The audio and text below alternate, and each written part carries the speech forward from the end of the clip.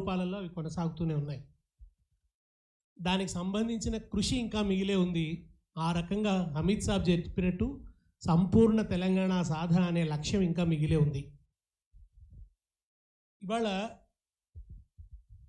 రేవంత్ రెడ్డి సమస్య ఏంటంటే మలిదశ తెలంగాణ ఉద్యమ చరిత్రని, ఆ గుర్తుల్ని మలిపేయాలన్నది ఆయన కుట్ర. కేవలం తెలంగాణ తల్లి మీద దాడి కాదు ఇది, మొత్తంగా మలిదశ ఉద్యమము చరిత్ర, ఆ సందర్భంగా వచ్చిన అస్తిత్వ భావన, కాన్షియస్నెస్, ఆ సందర్భంగా వచ్చిన సాంస్కృతిక ప్రజ్వలన, ఈ మొత్తం దీన్నంతా తుడిచిపెట్టాలన్నది ఆయన ఆలోచన. ఆయన కేవలం తెలంగాణ తల్లి మీద మొదలుపెట్టలే ఆయన దాడి. ఎక్కడ కాకతీయుల తోరణం మీద మొదలుపెట్టినాడు ఆయన దాడి. కాకతీయులు తెలంగాణ వాళ్ళు గర్వించదగ్గ రాజులు, ఒక విస్తృతమైనటువంటి సామ్రాజ్యాన్ని నెలకొల్పిన వారు.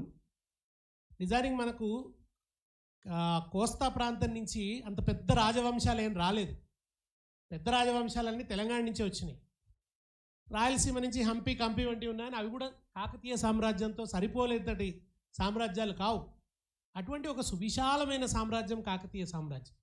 ఈ వేల సంవత్సరాల చరిత్రను తవ్విపోసుకున్నాం మనం తెలంగాణ ఉద్యమ సందర్భంగా. మన రూట్ ఎక్కడ ఉంది అని, ఎంత దూరం ఉంది అని. ఒక బృహత్ కథ గురించి మాట్లాడుకున్నాం, గుణాఢ్యుడు ఇక్కడే బృహత్ కథ రాసినాడని. ఒక హాలుని గాథా సప్తశతి గురించి మాట్లాడుకున్నాం, సప్తశతి ఇక్కడి నుంచే వచ్చిందని. ఎప్పుడో తెలుగుకు సంబంధించిన ప్రాచీన వాగ్రూపాలన్నీ కూడా ఇక్కడ తెలంగాణలో దొరుకుతున్నాయని ఒక మన ఆయన వేసిన శాసనం, బొమ్మలగుట్ట శాసనం గురించి, అక్కడ ఉన్నటువంటి ఆ జైన సంబంధమైనటువంటి ఆ చారిత్రక గుర్తుల గురించి ఇవన్నీ మాట్లాడుకున్నాం. ఎందుకు మాట్లాడుకున్నాం ఇవన్నీ? చరిత్ర గురించి ఎందుకు మాట్లాడుకున్నాం? రాజుల గురించి ఎందుకు మాట్లాడుకున్నాం? రాజులు వేసిన శాసనాల గురించి ఎందుకు మాట్లాడుకున్నాం? ఇవాళకి కూడా కొత్త చరిత్ర బృందం అని పాపం మా హరగోపాల్ వీళ్ళందరూ కూడా, కవిత గారు కూడా దానికి ఎంతో తోడ్పాటును అందించారు. వాళ్ళు ఇప్పటికీ ఊరూరు తిరుగుతూ, శాసనాలు తిరుగుతూ, ఇదిగో ఇది కాకతీయులకు సంబంధించిన ఈ శిల్పము, ఇది వీరగల్లు, ఇది ప్రతిరోజు ఫేస్బుక్లో వాళ్ళు రాస్తుంటారు.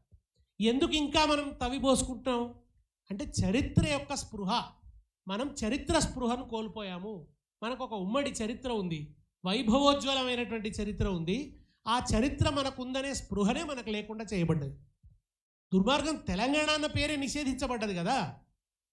ఇవాళ మీరు రేవంత్ రెడ్డిని చూడండి. ఇప్పుడు జననీ జన్మభూమిశ్చ స్వర్గాదపి గరీయసి, ఎవరైనా తమ మాతృభూమిని ప్రశంసించుకుంటారు, ఆయనకు జై తెలంగాణ అనడం ఇష్టం లేదు. ఇంతకంటే వికృతమైన మానసికత ఇంకొకటి ఉంటుందా? జై తెలంగాణ అన్న నిదానత కేసీఆర్తో పుట్టిందా, టీఆర్ఎస్తో పుట్టిందా? అది నిజానికి 69 ఉద్యమంలోనే జై తెలంగాణ ఉద్యమం ఒక పెద్ద ఒక నిప్పు కణికలాగా వచ్చింది కదా. కానీ ఆ నినాదం మీద ఆయన కొళ్ళుమంట. ఆయన ఇప్పటికే ఎదురు చూస్తున్నాం. ఆయన ఉపన్యాసం చివరన ఆయన జై సోనియా, జై కాంగ్రెస్ అంటాడు తప్ప పొరపాటున కూడా ఆయన జై తెలంగాణ అన్నాడు. అమరవీరుల స్తూపం పట్ల నిరాదరణ. మనం ఏ కార్యక్రమం చేసినా అమరవీరుల స్తూపం దగ్గర పూజ చేసి, ఆ అమరవీరుల స్తూపం దగ్గర నుంచి వాళ్ళకు జోహార్లు అర్పించి, నివాళులు అర్పించి కార్యక్రమం ప్రారంభం చేయడం అనే ఒక సాంప్రదాయం తెలంగాణ ఉద్యమం తీసుకొచ్చింది. దాన్ని తోసిరాజు అంటున్నాడు ఆయన. ఇవాళ మీరు చూడండి, ఆయన మొన్న విజయోత్సవాలు, సరే ప్రజల పాలిట విషాదము, అవి ఆయన పాలిట విజయం. అప్పుడు ఆయన స్తూపం దగ్గరికి వెళ్ళలేదు. స్తూపం దగ్గరికి వెళ్ళి ఒక పువ్వు పెట్టే పాపాన పోలేదు. నిజానికి అక్కడి నుంచి కదా మొదలు కావాలి, ఏది మొదలైనా. ఆ సాంప్రదాయాన్ని ఆయన తీసేస్తున్నాడు.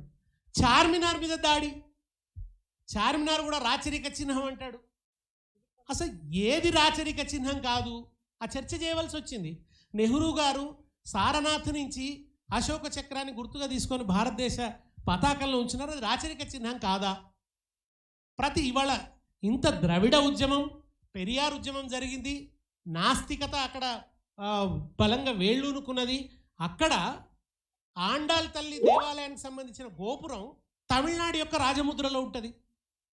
ఎవరైనా వాళ్ళ ప్రాచీన హోయసల రాజులది కర్ణాటక వాళ్ళు పెట్టుకున్నారు. మీరు ఏ రాష్ట్రం అన్నా చూడండి, ఆ పరంపరలో భాగంగానే కేసీఆర్ గారు, అసలు నిజానికి కేసీఆర్ గారు కూడా కాదు, ఫేస్బుక్లో తెలంగాణ ఉద్యమ సందర్భంలోనే తెలంగాణ రాజముద్ర ఇట్లా ఉండాలని ప్రచారమైంది. చివరి దశలో అప్పుడప్పుడే ఫేస్బుక్ వచ్చింది, ఇట్లా ఉండాలని విపరీతంగా ప్రచారంలోకి వచ్చింది. దానికి ఇంకొంచెం మెరుగులు దిద్ది చార్మినార్ను జోడించి, అంటే ప్రజల నుంచి వచ్చిన ప్రతిపాదన, అది తెలంగాణ ప్రజల నుంచి వచ్చిన ప్రతిపాదన తప్ప కేసీఆర్ గారు బుర్రలోంచి వచ్చిన ప్రతిపాదన కాదు, ఉద్యమం చేసిన ప్రతిపాదన. అట్లనే ఒక సందర్భంలోంచి ఒక ప్రతీక ఉత్పన్నమవుతుంది, ఉద్భవిస్తుంది. భారతమాత ఎందుకు వచ్చింది? జాతీయోద్యమ సందర్భంలో. వందేమాతర గీతం ఎందుకు వచ్చింది? జాతీయోద్యమ సందర్భంలోంచి ఉబికి వచ్చింది. అది బంకించంద్రుడు రాసిన వందేమాతర గీతం. దాని చుట్టూ అనేకమైనటువంటి ఒక త్యాగపూరితమైనటువంటి చరిత్ర, మన అప్పుడు వచ్చినటువంటి ఒక పునరుజ్జీవన దృక్పథం, ఇవన్నీ అల్లుకొని ఉంటాయి, ఒట్టిగానే ఉండదు కదా అది. అట్లనే ఆ భారతమాత విగ్రహం చుట్టూ కూడా అవి ఉన్నాయి. భారతమాతను నెహ్రూ రూపొందించిన రోజున, లేదా నెహ్రూ గాంధీ ప్రచారంలో పెట్టిన రోజున, నేను మొన్న ఒక పెయింటింగ్ చూసాం, మేడం లేరు ఇప్పుడు, వాణీదేవి గారు, జాతీయోద్యమ కాలం నాటి పెయింటింగు. రథంలో భారతమాతను తీసుకొస్తున్నారు, సర్వాలంకార భూషితాం, అన్ని అలంకారాలతో ఉన్నది భారతమాత, కిరీట ధారణ చేసి ఉన్నది, రక్తప్రకాశమైన కాంతి ఉన్నది, బ్రహ్మాండమైనటువంటి ఆభరణాలు ఉన్నాయి. ఆ భారతమాతను ఎవరు తీసుకొస్తున్నారు? గాంధీజీ తీసుకొస్తున్నారు. గాంధీజీ రథంలో ఉన్నాడు, నెహ్రూజీ పతాకం పూని ఉన్నాడు, రథం ముందు సుభాష్ చంద్రబోస్ లాంగ్ మార్చ్ చేస్తున్నాడు. ఇది జాతీయోద్యమంలో వేసిన పెయింటింగ్. మరి రేవంత్ రెడ్డి గారి కన్నా నెహ్రూకు బుర్ర తక్కువనా, లేక నెహ్రూ కంటే గొప్పవాడా? నెహ్రూను మించిన సోషలిస్టా మన రేవంత్ రెడ్డి? ఆయన ఇవాళ దాన్ని రాచరిక చిహ్నం అని చెప్పి ఒక వక్రీకరణ చేసేటువంటి ప్రయత్నాలు చేస్తున్నాడు. అది ముఖ్యంగా కాకతీయ తోరణాన్ని, చార్మినార్ని. తెలంగాణ తల్లి కూడా అట్లా భారతమాత వచ్చినట్టే ఉద్యమంలోంచి ఉద్భవించింది. ఒక అగ్నిలో పుట్టింది ఆమె, అగ్ని పునీత తెలంగాణ తల్లి. సాధారణమైనటువంటి తల్లి కాదు, ఒక మహోజ్వలమైన ఆ తల్లి మనల్ని నిధులు, నీళ్లు, నియామకాల కోసం పోరాడేట్టు చేసింది. పోరాటానికి పులికొల్పింది, హిమ్మత్ ఇచ్చింది, ధైర్యం ఇచ్చింది, మన వెనుక నిలబడ్డది. ఒక శ్రీకాంత్ సార్ చచ్చిపోతే, ఆ కొళ్ళు కాల్చుకొని ఆ పిల్లాడు మరణిస్తే ఒళ్ళోకి తీసుకొని ఏడ్చిన తల్లి ఎవరు? ఆ తెలంగాణ తల్లి. ఆ తల్లి ఏడ్చింది దుఃఖం. ఆ దుఃఖంలోంచి పుట్టినటువంటి తల్లి ఆ తెలంగాణ తల్లి. ఆ తల్లి రోడ్ల మీద కూర్చొని వంట వార్పు చేసింది. తెలంగాణ కావాలని వంట వార్పు చేసిన తల్లి ఆ తెలంగాణ తల్లి. ఆ తెలంగాణ తల్లి కోదండరామ్ గారిని జేఏసీ చైర్మన్ చేసింది. కోదండరామ్ గారికి నేను మొన్న అదే అడిగాను, సార్ మీరు జేఏసీ చైర్మన్ చేసిన తల్లిని కాదని ఎమ్మెల్సీ చేసిన తల్లినే కావాలంటారా సార్ అని అడిగాను. జేఏసీ చైర్మన్ చేసిన తల్లి ఆ తల్లి, కేసీఆర్ గారిని నాయకుడిని చేసిన తల్లి ఆ తల్లి, మా అందరికీ పాటనిచ్చిన తల్లి. అందశ్రీ గారు జయ జయ హే తెలంగాణ జననీ జయకేతనం అని రాస్తున్నప్పుడు ఉన్న తల్లి ఆ తల్లి. ఆ తల్లి రూపం ప్రచారంలో ఉంది. అట్లా ఆ తల్లి అందరి గుండెలలో ముద్రించుకుపోయినటువంటి తల్లి. మన పరంపరలో దేవతా రూపంలో అర్చించడం అనేది ఉంది. అదేం కేసీఆర్ గారు తీసుకురాలేదు, ఆమె దేవతా రూపంలో ఉంది. భూమాత. భూమాత ఎట్లా ఉంటుందండి? మన పురాణాలలో భూదేవి ఎట్లా ఉంది? కిరీటధారి అయి లేదా? కిరీటం ఉన్న దేవతలందరికీ దండం పెడుతున్నాం కదండి. రేవంత్ రెడ్డి కూడా దండం పెడుతున్నాడు కదా. నువ్వు నిజంగా కిరీట ద్వేషివా? కిరీటాలకు నువ్వు వ్యతిరేకమా? నగలకు నువ్వు వ్యతిరేకమా? మన దేవతలందరూ నగలు ధరించున్నారు. ఘనమైన గునుక పువ్వే గజ్జలా ఒడ్డాణమే అంటారు గౌరమ్మ గురించి పాడుతూ. తెలంగాణ వాళ్ళు ఒడ్డాణం పెట్టుకోరంటారు వీళ్ళు వచ్చి. అరే పాటలో ఉంది ఘనమైన గోగు పువ్వు అమ్మ, ఘనమైన పొన్న పువ్వే గజ్జలా ఒడ్డాణమే అని గౌరమ్మ. గజ్జల ఒడ్డాణము రేవంత్ రెడ్డి గారు మామూలు ఒడ్డాణం కాదు తెలంగాణ వాళ్ళు పెట్టుకునేది. గజ్జల ఒడ్డాణం మనం మర్చిపోయాం, ఇంకా గజ్జల ఒడ్డాణం పెట్టాలి మనం. గజ్జల ఒడ్డాణం పెట్టుకుంటారు. తెలంగాణ వాళ్ళు ఆభరణాలే పెట్టుకోరని ఒక స్వీపింగ్ కామెంటు, ఒక తీర్మానం చేసి పారేస్తున్నాడు. మీరు బతుకమ్మ పాటల నిండా ఆభరణాల ప్రస్తావన ఉంటుంది, వస్త్రం ప్రస్తావన ఉంటుంది. నేసనే చాలా ఆయన ఉయ్యాలో, నెలకొక్క పోగు ఉయ్యాలో, అది వస్త్రం యొక్క ప్రస్తావన ఉంటుంది. కనుక ఆమెను చూస్తే ఆమెకు కిరీటం ఉండొద్దు అని ఈయన మొన్న సన్మానం చేస్తే కిరీటం పెట్టుకొని బాణం పట్టుకున్నాడు. రేవంత్ రెడ్డి కిరీటం పెట్టుకొని బాణం ఆయన కిరీటం పెట్టుకోవచ్చట, తమ కుటుంబ స్త్రీలు నగలు వేసుకోవచ్చట. తెలంగాణ తల్లి మాత్రం అవేవి లేకుండా ఉన్నాడు. పోనీ లేకుండానన్నా పెట్టిండా? అట్లా కూడా కాదు. ఇవాళ ఆయన పెట్టిన తల్లి నగలు వేసుకుని ఉంది. ఒక ప్రాచీన శిల్ప సంపదలోంచి. ఎందుకు ఈ మాట అంటున్నానంటే, దాశరథి రాశాడు, ఎల్లోరా గుహలందున పల్లవించి 1000 స్తంభాల గుడిలోన విరులు పూచి, 1000 స్తంభాల గుడిలోన విరులు పూచి, శిల్పి ఉలిముక్కులో వికసించినట్టి నా తెలంగాణ కోటి అందాల జానాన. శిల్పి ఉలిముక్కులో వికసించినట్టి, శిల్పి ఉలిముక్కులోంచి వచ్చినట్టుగా ఆ తెలంగాణ తల్లి ఉండాలి.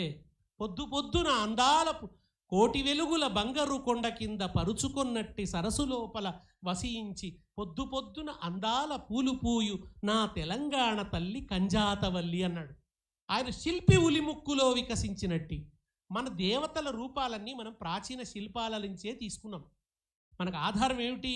ఈ దేవత ఇట్లా ఉంది అట్లా ఉంది అనడానికి ప్రాచీన శిల్పాలు, మహారాజులు వాళ్ళు నిర్మించినటువంటి దేవాలయాలు. ఆ దేవాలయాలు కూడా ఆగమశాస్త్రం ప్రకారం, శిల్పశాస్త్రం ప్రకారం, మేడం ఇంతకుముందు చెప్పినారు, ఆ శిల్పశాస్త్రం ప్రకారం నిర్మించబడ్డ శిల్పాల ఆధారంగానే దేవతా రూపాలు చిత్రించుకున్నాం. రవివర్మ దేవతా రూపం చిత్రించినప్పుడు కిరీటం పెట్టినాడు. ఇప్పుడు రేవంత్ రెడ్డి ఉంటే ఎవరికి రవివర్మను కూడా కొడతాడో ఎవరు? ఇప్పుడు రవివర్మ కిరీటం పెట్టుడు తప్పంటాడా రేవంత్ రెడ్డి? ఇప్పుడు రవివర్మ మన దేవతా రూపాలను చిత్రీకరిస్తే సీత అయినా ఎవరైనా కానీ ఆయన చిత్రించిన ప్రతి ఆమె కిరీటధారణ చేసి ఉన్నది.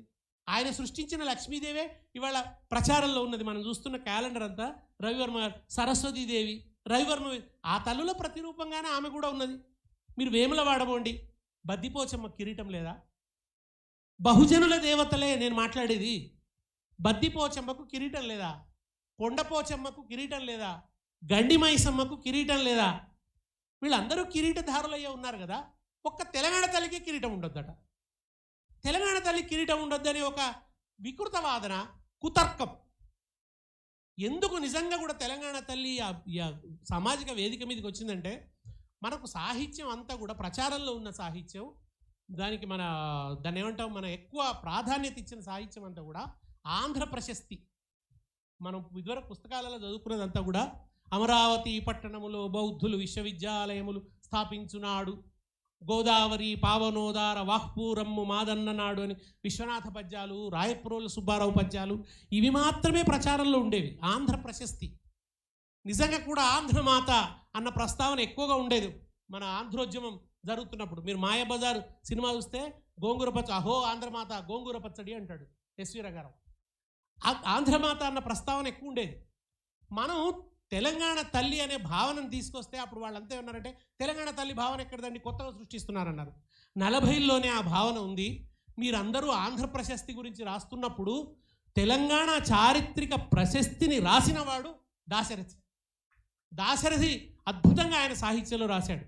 కాకతీయుల కంచు గంట మ్రోగిన నాడు కరకురాజులకు తత్తరలు పుట్టే, వీరరుద్రమదేవి విక్రమించిన నాడు తెలుగు జెండాలు నర్తించెమింట, కాపయ్య నాయకుండేపు చూపిన నాడు కరకురాజులకు గుండె పట్టుకొనియే అని చెప్పి ఆయన అద్భుతంగా తెలంగాణ ప్రస్తుతిని ఆయన రాశాడు.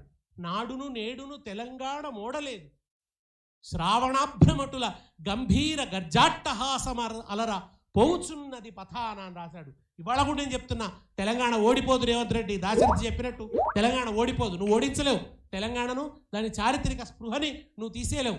మళ్ళీ దశ తెలంగాణ ఆ ఉద్యమ స్పృహ నుంచి ప్రజల్ని నువ్వు విడదీయలేవు. నువ్వు విడదీయాలని చెప్పి చాలా కుట్రలు చేస్తున్నావు. అట్లా అది వచ్చినప్పుడు కేసీఆర్ గారు ఉండి, ఇదిగో తెలంగాణ తల్లికి అప్పటి నుంచి రూట్స్ ఉన్నాయి, కానీ మనల్ని వలసవాద భావజాలం కమ్ముకోవటం వల్ల ఈ తెలంగాణ చారిత్రక ప్రశస్తి, తెలంగాణ తల్లి భావన అన్నది కనుమరుగైంది. తిరిగి దాన్ని మనం పునఃప్రతిష్ఠించుకుందాం. ఒక రావిళ్ల వెంకటరామారావు, కథనాన శత్రువుల కుత్తుకల నవలీల ఉత్తరించిన బలోన్మత్తులేలిన భూమి వీరులకు మొగసాలరా తెలంగాణ ధీరులకు కాణాచిరాని నా తల్లి తెలంగాణరా వెలలేని నందనోద్యానమ్మురా అని రాసినాడు. అప్పటి నుంచి తెలంగాణను ఒక మాతృ దేవతగా ఆరాధించేటువంటి ఆ భావన కవులు ప్రతిష్ఠించారు. దాన్ని మనం పునఃప్రతిష్ఠించుకుందామని చెప్పి ఆలోచించినప్పుడు ఒక యూనిక్ సింబల్ ఉండాలి కదా. తెలంగాణ తల్లి అంటే తెలంగాణకే ప్రత్యేకమైన విశిష్టమైనటువంటి సింబల్స్ దాంట్లో చేర్చాలి కదా. అందుకనే ఆలోచించినప్పుడు ఒకటి మెట్ట పంట, మనది మెట్ట పంటలు ఎక్కువగా పండేటువంటి ప్రాంతం కనుక మెట్ట పంట అని జొన్న కర్రల చేతిలో పెట్టినారు. అది కూడా ఇందులో ఒకటే ఉంది, మక్క కంకి. కానీ కేసీఆర్ గారు పెట్టింది మక్క కంకితో పాటు తెల్లజొన్న కూడా ఉంటుంది, తెల్లజొన్న కంకి కూడా ఉంటుంది. వెనక కుండి ఉంటుంది, బహుశా తెల్లజొన్న ఉంటుంది. జొన్నలు ఇక్కడ ఈ మెట్ట పంటలు అని చెప్పి, దాంతోపాటు రైతుల స్వేదం, రైతుల కష్టం, ఆ రైతు స్ఫూర్తి, వ్యావసాయిక సాంస్కృతిక స్ఫూర్తి ఉండాలని పెట్టారు. ఆమె అగ్రవర్ణాల దేవత అవుతుందా? ఇప్పుడు చాలామంది కొన్ని విమర్శలు కూడా చేశారు. మామూలుగా దేవతలు అంటే ఖడ్గాలు పట్టుకొని ఉంటారు, బాణాలు పట్టుకొని ఉంటారు, గదలు పట్టుకొని ఉంటారు, ఇదేమిటి అని విమర్శలు చేశారు. ఆ తల్లి అట్లా కూడా కాదు కదా. ఆమె ఏం ఖడ్గం పట్టుకోలే, ఆమె కత్తి పట్టుకోలే, ఆమె ఆయుధం ధరించి లేదు. ఆమె వ్యవసాయ సంస్కృతికి చిహ్నంగా ఆమె మా జొన్నలు పట్టుకొని ఉన్నది. ఇంకోవైపు బతుకమ్మను పట్టుకొని ఉన్నది. బతుకమ్మ కదా ఇక్కడ ఈ ప్రాంత వేల సంవత్సరాల చరిత్రకి గుర్తైనది బతుకమ్మ కదా. ఇవాళ రేవంత్ రెడ్డి చేస్తున్న దుర్మార్గం పాపం తెలంగాణ తల్లి మీదనే కదా, ఆయన బతుకమ్మ మీద కూడా దుర్మార్గమైన దాడి చేస్తున్నాడు. నిజానికి బతుకమ్మ ఒక ఆదిమ సాంస్కృతిక విశేషం, ఇవాళది కాదు అసలు. ఆదివాసుల సంస్కృతిలో స్థిర దేవతలు ఉండరు, స్థిరంగా దేవతలు ఉండరు, అప్పుడే వస్తారు తర్వాత అదృశ్యమైపోతారు. ప్రకృతి ఐడల్ వర్షిప్ ఇంకా వాళ్ళలోకి రాకముందటి ఆ పూర్వ విశేషాలు వాళ్ళలో కూడా, తర్వాత ఐడల్ వర్షిప్ వచ్చింది అనుకోండి. ఒక ఐడల్ వర్షిప్ కంటే ముందున్న రూపం, విగ్రహారాధన కంటే ముందున్న రూపం బతుకమ్మ. స్థిరంగా ఉండదు ఆమె. ఆ శరత్కాలంలోనే, ఆ నవరాత్రుల సందర్భంలోనే వస్తుంది. శరత్కాలం మనకు చాలా ఒక ప్రీతిపాత్రమైనది. వసంతము శరత్తు, నందామ శరదశతం జీవామ శరదశతం అని వేదంలో అంటే 100 శరత్తులు జీవించని, 100 వసంతాలు అని అంటాం. 10 వసంతాల సభ అని పెట్టుకుంటాం, 10 శరత్తులు అని మన ప్రీతిపాత్రమైనటువంటి కాలం అది. ఆ శరత్కాలంలో ఆ 9 రోజులు ప్రకృతి పూలు అవన్నీ కూడా, అవి ఏవి కూడా తోటలో పూచే పూలు కాదు. గులాబీ పూలు, లిల్లీ పూలు, మల్లె పూలు కాదు. అవి ఈ ప్రాంత భౌగోళికతను ప్రతిబింబించేటువంటి పూలు. కంచెలల్లో పూసే పూలు, అడవిలో పూసే పూలు, బాటల వెంబడి పూసేటువంటి పూలు తీసుకొచ్చి ఆ పూలు పేరుస్తారు. ఆ పూలు పేర్చి దాన్ని తీసుకొచ్చి ఆ పాడే మంత్రాలు లేవు ఎక్కడ. బ్రాహ్మణుడు లేడు మధ్యలో, మధ్యవర్తి లేడు, పూజారి లేడు, దేవాలయం లేదు, స్థిర దేవత కాదు. ఆ 9 రోజులు వస్తుంది. అప్పుడు ఆమెకు మంత్రాలు ఏంటి? పాటలే. మామూలు ఒక జానపద స్త్రీలు, శ్రామిక కులాల స్త్రీలు పాడుకునే పాటలే కదా. ఆ పాటల నిండా ఉన్నది శ్రామిక కులాల జీవన గాథలే. ఆ జీవన గాథలే ఉంటాయి పాట. ఎంత అద్భుతమైన సారస్వతం అండి. ఆ మన జమదగ్ని ఎల్లవ్వను సత్యభవనం తెమ్మంటాడు బతుకమ్మ పాటలో. సత్యభవనం ఎట్లా తేవాలన్నట అంటే, కన్నీళ్లతోని బియ్యం కడగాలన్నట, కనురెప్పల చాటలతో బియ్యం చెరగాలన్నట, కన్నీళ్లతోని బియ్యం కడగాలన్నట, మన మోచేయితోని దంచాలన్నట, మోచేయితో దంచి కనురెప్పల చాటలతో చెరిగి కన్నీళ్లతో కడిగి గుండె మంట మీద ఉడికించాలన్నట. ఆ ఎల్లవరిని గుండె మంట మీద ఉడికించి తీసుకురా అంటాడు. ఎల్లవ్వ ఎవరు? జమదగ్ని ఎవరు? పరశురాముడు ఎవరు? ఈ కనురెప్పల చాటలేంది? ఈ మోచేతితో దంచుడే? ఇవన్నీ ఎవరి ఊహలండి, ఎవరి ఇమాజినేషన్ ఇది? ఇంత అద్భుతమైనటువంటి కవిత్వం దాని నిండా కూడా, బ్యూటిఫుల్ పోయట్రీ. అది నేను ఇవాళ చెప్తున్నా, మనకు అత్యంత ప్రాచీన కాలంలో తెలంగాణలో శ్రామిక కులాల సాహిత్యం ఏమిటి అంటే దొరికే ఒకే ఒక్క ఆధారం బతుకమ్మ పాటలు. బహుజన కులాల సాహిత్యం ఏమిటి అంటే బతుకమ్మ పాటలు. అది పూర్తిగా బహుజన కులాల పండుగ. అది బ్రాహ్మణ వైశ్య క్షత్రియుల పండుగ కానే కాదు. కేవలం వాళ్ళు చేసుకునే పండుగ. వాళ్ళు పార్టిసిపేట్ చేస్తారు కానీ వాళ్ళదే పండుగ కాదు. తల మీద బతుకమ్మను ఎత్తుకొని పోయేటోళ్ళంతా ఎవరండి?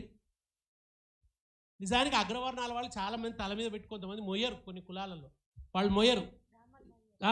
ఎక్కువగా వీళ్ళే మోస్తారు, మోసుకొని తీసుకొని పోతారు. పాటలు కట్టిందంతా వాళ్ళు. ఎన్ గోపి గారి సోదరి నక్క ఆండాళమ్మ, ఆమె మీద అత్యాచారం జరిగితే ఆ అత్యాచారం జరిగిన విషాదాన్ని నక్క ఆండాళమ్మ పాట అని పాడుకున్నారు భువనగిరి ప్రాంతంలో. ఏది జరిగితే అది. రేపు చెప్తున్న రేవంత్ రెడ్డి నువ్వు దుర్మార్గంగా బతుకమ్మను తీసేసినావు అనే పాట కూడా బతుకమ్మలో పాడుకుంటారు. నువ్వు ఒక దుర్మార్గుడిగా చరిత్రలో మిగిలిపోతావు. విష్ణు రామచంద్రారెడ్డి గురించి మాడుకున్నట్టు, లేకుంటే ఆ భూస్వాముల గురించి వాళ్ళ గురించి మాట్లాడుకున్నట్టు బతుకమ్మను తుడిచేసిన వాడు, తెలంగాణ తల్లి నుంచి ఎడబాపిన వాడు అని నీ గురించి బతుకమ్మ పాటలు పాడుకుంటాడు. చరిత్రలో ఆ రకమైన దుర్మార్గం చేసిన వాడిగా శాశ్వత కీర్తిని నువ్వు సంపాదించుకుంటావు రేవంత్ రెడ్డి అని నేను హెచ్చరిస్తున్నాను. కనుక నువ్వు ఉద్యమం నుంచి తెలంగాణ తల్లిని ఎడబాపడం ఒకటైతే, రెండవది తెలంగాణ తల్లి నుంచి బతుకమ్మని ఎడబాపడం. ఈ 2 దుర్మార్గాలకు ఆయన ఇవాళ ఒడిగట్టిండు. ఈ 2 దుర్మార్గాలను కూడా మనం తీవ్రంగా ఖండించవలసి ఉంది. ముఖ్యంగా అగ్రవర్ణాల పండుగ అని వక్రీకరించడం, ఇది కేవలం అగ్రవర్ణాల పండుగ అని తృణీకరించడం, బతుకమ్మ మీద ఒక ముద్ర వేయడం ఏదైతే ఉందో, శ్రామిక స్త్రీలను అవమానించడం, ఈ జాతిని అవమానించడం, తెలంగాణ జాతిని అవమానించడం. మన తల్లివేరును తవ్వుకొని బతుకమ్మను అద్భుతంగా మళ్ళీ చేసుకుంటూ వస్తే ఎంత కష్టపడాల్సి వచ్చిందండి. బతుకమ్మను తిరిగి ఒక్క పత్రిక స్పెషల్ పేజీలు వేసేదా బతుకమ్మకు? ఒక్క టీవీ చూయించేదా అంతకుముందు? బతుకమ్మకు తెలంగాణ ఉద్యమం రాకముందు లిటరల్ నాకు బాగా గుర్తండి, కవిత గారు టీవీలలో స్లాట్స్ కొన్నారు, వాళ్ళు డబ్బులు పెట్టుకున్నారు, స్లాట్స్ కొని బతుకమ్మ గురించి స్పెషల్ ప్రోగ్రామ్స్ వేశారు. దేశపతి గారు మీరు కొంచెం బోరా, సిద్ధారెడ్డి గారు మీరు కొంచెం బోరా, పోయి మీరు బతుకమ్మ గురించి మాట్లాడరని మమ్మల్ని పంపారు. అప్పటి వరకు టీవీలలో బతుకమ్మ గురించి మాట్లాడడానికి చోటు లేదు, కొనుక్కున్నాం డబ్బులు పెట్టి స్లాట్స్ తీసుకొని. ఆ తర్వాత ఎక్కడికి వచ్చిందంటే అనివార్యంగా వాళ్ళే లైవ్ ప్రోగ్రాంలు ఇవ్వాల్సి వచ్చింది, వాళ్ళే ప్రచారం చేయాల్సినటువంటి స్థితి వచ్చింది. అది మాత్రమే కాదు, అసలు ఫలానా కులం ఆడదు, ఫలానా కులం ఆడదు అంటున్నారు. తెలంగాణ తల్లి ఎంత గొప్పదంటే దళిత వాడకట్లలో పోయి రండి మీరు కూడా ఆడుదురు రండి అని తొలికొచ్చుకున్నది ఆ తల్లి. ఎంత గొప్పది మా తెలంగాణ తల్లి. ఈ దుర్మార్గపు స్టిగ్మాను రూపుమాపి ఆయా ఊర్లలో సర్పంచులు పోయి మీరు కూడా రావాలి ఆడాలి అని దళిత వాడలలోకి పోయి ఆ అక్కలను చెల్లెళ్ళను తీసుకొని వచ్చి వాళ్ళతోటి కూడా బతుకమ్మ ఆడించింది మలిదశ తెలంగాణ ఉద్యమం. నిజానికి మొన్న మనకు దేవిప్రసాద్ గారు నిన్న చెప్పినారు. ఆయన ఏం చెప్పినారంటే వాళ్ళ ఊరు అల్లిపూర్లో అగ్రవర్ణాలు బతుకమ్మ ఆడరు, ఆడేది దళితులు. ఒక్కొక్క చోట ఒక్కొక్క తీరు ఉందండి, ఒకే తీరుగా లేదు, అంతటా ఆడరు అనడానికి లేదు. కొన్ని చోట్ల ఆడతారు, కొన్ని చోట్ల ఆడరు కావచ్చు, కానీ వాళ్ళను కూడా తొలుకొచ్చి వాళ్ళు కూడా వాళ్ళ సంతోషంగా బతుకమ్మ ఆడుతున్నారు. భరించలేకపోతున్నారా మీరు? దీన్ని సహించలేకపోతున్నారా? తెలంగాణ జాతి ఆనందంగా ఒక ప్రాచీనమైన పండుగను చేసుకుంటుంటే మీకు ఇంత కళ్ళలో నిప్పులు పోసుకుంటున్నారా? మొన్నటి బతుకమ్మ పండుగ వెలవెలబోయింది, మొన్న పట్టించుకోలే. బతుకమ్మ చీరలు కూడా ఆయన ఇయ్యలే. బతుకమ్మ చీరలు నేను 2 ఇస్తా అన్నాడు, ఒక్కటి కాదు నేను 2 ఇస్తా అన్నాడు, అన్నికంతే ఒకటి కాదు 2 ఇస్తా అంటాడు, అసలే ఇయ్యాడు.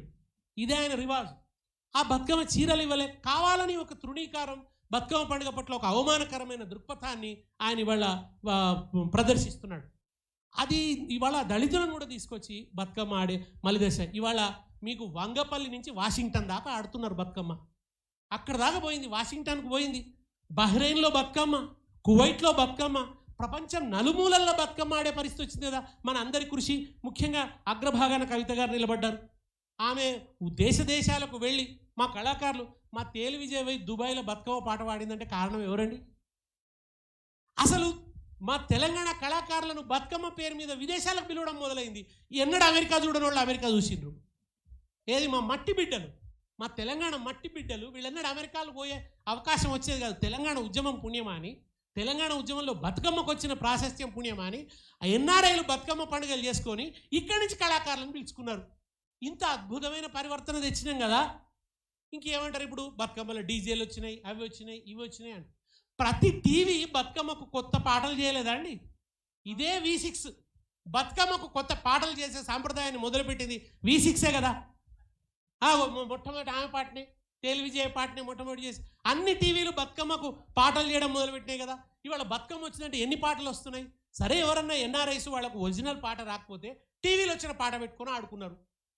అట్లా ప్రతి పండుగ మారిందండి. దాండియా మారలేదా? గుజరాత్లో దాండియా ఎట్లా ఆడుకున్నారు, ఇవాళ అట్లే ఆడుతున్నారా? ఇవాళ మైకులు వచ్చినాయి, డీజేలు వచ్చినాయి. వినాయక చవితి మారిపోలేదా? వినాయక చవితి చుట్టూ డీజేలు రాలేదా? అన్ని పండుగలలో కూడా ఈ మార్పులు వచ్చినాయి. ఎప్పుడైతే ఆంధ్ర పాలకవర్గం నిరాకరించిందో, తెలంగాణ పాలకవర్గం ఓన్ చేసుకుందో, దానివల్ల మంత్రులు పిలవడం మొదలైంది, మంత్రులు అక్కడికి రావటం, హోదా పెరిగింది, దాని గురించి మీడియాలో మాట్లాడడం మొదలైంది. అనివార్యంగా దాని గురించి ఒక చర్చ, దాని వైభవము. ఎంగిలి పూల బతుకమ్మ అనే మాట అందరికీ తెలిసిపోయింది, అటుకుల బతుకమ్మ అనే మాట అందరికీ తెలిసిపోయింది, అర్రెం అనే మాట అందరికీ తెలిసిపోయింది, ఇవాళ సద్దుల బతుకమ్మ అనేది అందరికీ తెలిసిపోయింది. ఇటువంటి ఒక అద్భుతమైన స్థితిని తెలంగాణ గొప్పగా తెచ్చుకున్నదండి. ఇది కష్టార్జితం, మనందరి కష్టార్జితం. బతుకమ్మకు ఆ ప్రాశస్త్యం, అందరి ప్రాశస్త్యం తెచ్చుకొని వాళ్ళంత వైభవంగా బతుకమ్మను చేస్తుంటే, ఆ బతుకమ్మను తెలంగాణ తల్లి చేతుల నుంచి తీసేసి కడుపుల గుణపం కూర్చిండు రేవంత్ రెడ్డి. మా సుద్దాల అశోక్ అన్ననేమో కడుపుల గుణపం తీసేసినట్టు అయింది అంటుండు. లేదన్నా అశోక్ అన్న బతుకమ్మను తీసేసి కడుపులో గుణపం కూర్చిండు రేవంత్ రెడ్డి అని నేను అంటున్నా. ఆయన మన కడుపులో గుణపం కూర్చిండు, కత్తి కూర్చిండు. అన్యాయం. ఇవాళ బతుకమ్మను తీసేయడం తెలంగాణ తల్లి చేతుల్లోంచి. బతుకమ్మను తీసేసి ఏం చేసిండు మరి? చెయ్యి గుర్తు పెట్టిండు. ఇవాళ నాకు ఆ నువ్వు పెట్టిన తల్లిని చూస్తే చెయ్యి గుర్తుకే మన ఓటు అని చెప్తున్న కాంగ్రెస్ మహిళా కార్యకర్తలా ఉందామే. ఎట్లా మాకు ఆ భావన కలుగుతుంది బతుకమ్మ లేకుండా? బంగారం లేదని మీరు అనకండి, అందరూ అనుకుని ఆయన ఏం బీద తల్లిని పెట్టలే, బంగారం పెట్టిండు. అయితే ఆ శిల్పాల నుంచి తీసుకొచ్చిన బంగారం లాగా లేదు, కళ్యాణి జ్యువెలర్స్, మంగత్రాయి జ్యువెలర్స్ లాగా ఉంది. ఆ జ్యువెలర్స్ పెట్టిండు ఆయన. పెట్టడం మాత్రమే కాదు, నిజంగా కూడా ఆ తల్లి మన పొలం బురదలో దిగి నాట్లేస్తున్న తల్లిలాగా లేదు, ఒడ్డున దిగి పని చెప్పే తల్లిలానే ఉంది. ఆమె ఒడ్డున నిలబడి పని చెప్పే తల్లిలానే ఉన్నది. అంతేకాకుండా ఆ శ్రామిక స్త్రీ అయితే చేతిలో ఒక పనిముట్టు ఉంటుంది. నిజంగా ఈయన అంత పెద్ద కమ్యూనిస్టా సోషలిస్టా బాగా మాటలు మాట్లాడుతున్నాడు, కానీ ఈయన పుట్టింది ఏబీవీపీలా, పెరిగింది టీడీపీలా.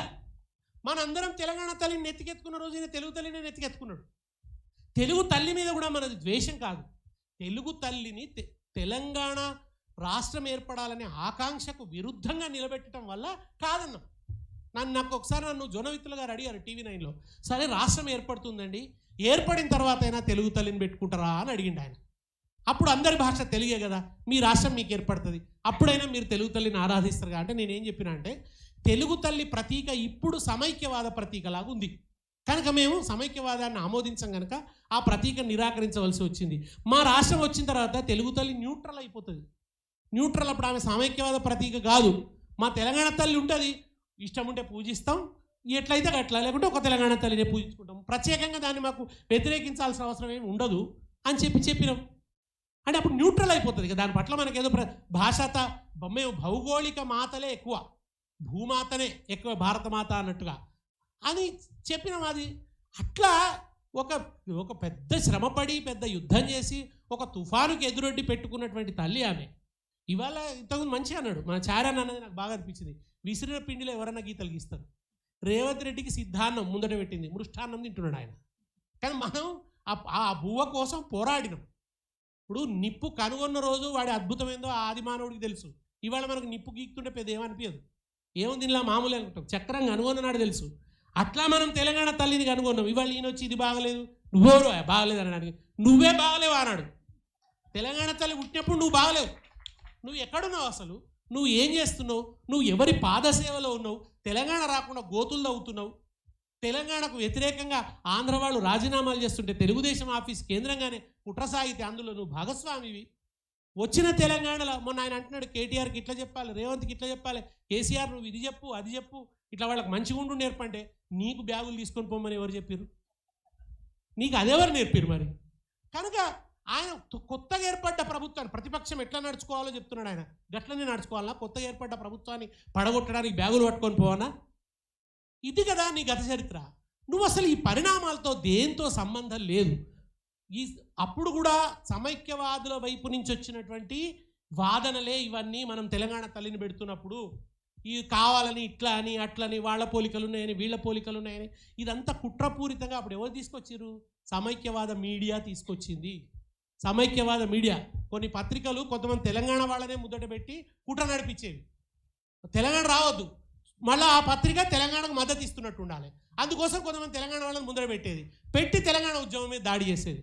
తెలంగాణ ఉద్యమంలో కూడా ప్రభావపూరితంగా ఎన్నికలను ఎవరు ప్రభావితం చేస్తారో వాళ్ళ మీద ఎక్కువ దాడి. ఎన్నికలు ప్రభావితం చేయకుండా మీటింగ్లు పెట్టుకుంటే వాళ్ళు గొప్పవాళ్ళు అని చెప్పాలి. గొప్పవాళ్ళు కాదని కాదు, వాళ్ళని చెప్పి ఎన్నికల్లో ఉన్న వాళ్ళని దెబ్బకొట్టాలి. వాళ్ళని చూసి ఈ కుట్ర కొన్ని పత్రికలు చేసినాయి. ఆ పత్రికలు తీసుకొచ్చిన వాదన తెలంగాణ తల్లి. అదే వాదనలు ఇప్పుడు సేమ్ మాట్లాడుతున్నాడు రేవంత్ రెడ్డి. కొత్త వాదనలు కాదు ఇవన్నీ కూడా, ఇవన్నీ అప్పుడు విన్నాయి. అంటే సమైక్యవాద మానసపుత్రుడిగానే ఆయన ఈ పని చేస్తున్నాడు. కనుక ఇవాళ జాతి దుఃఖపడుతున్నది, జాతి అవమానం అని భావిస్తున్నది బతుకమ్మ మీద జరిగినటువంటి దాడి. ముఖ్యంగా బతుకమ్మ అగ్రవర్ణాల పండుగ అని ఎవరైతే మాట్లాడుతున్నారో వాళ్ళు తెలంగాణ ఆడబిడ్డలకు క్షమాపణ చెప్పాలని నేను ఇక్కడి నుంచి డిమాండ్ చేస్తున్నాను. అది తప్పు.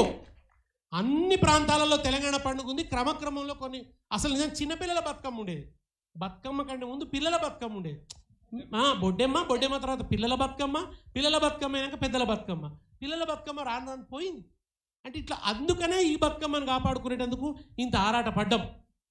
ఇవాళ అన్ని ప్రాంతాలలో ఆనందంగా తెలంగాణ పండుగ అని చెప్పి బతుకమ్మని చేసుకుంటుంటే ఆ బతుకమ్మని తీసేసి నువ్వు బతుకమ్మ మీద దాడి చేయడం అంటే తెలంగాణ బతుకు సంస్కృతి మీద దాడి చేయటం తప్ప. కూడా ఇవాళ మనకు అంబేద్కర్ విగ్రహం మీద దాడి చేస్తే ఎట్లా కోపం వస్తుంది, అట్లనే తెలంగాణ తల్లి విగ్రహం మీద దాడి చేస్తే కూడా అంతే కోపం వస్తుంది. విగ్రహాల ప్రాధాన్యత లేదా అంటే కొన్నిసార్లు ఉంటుంది.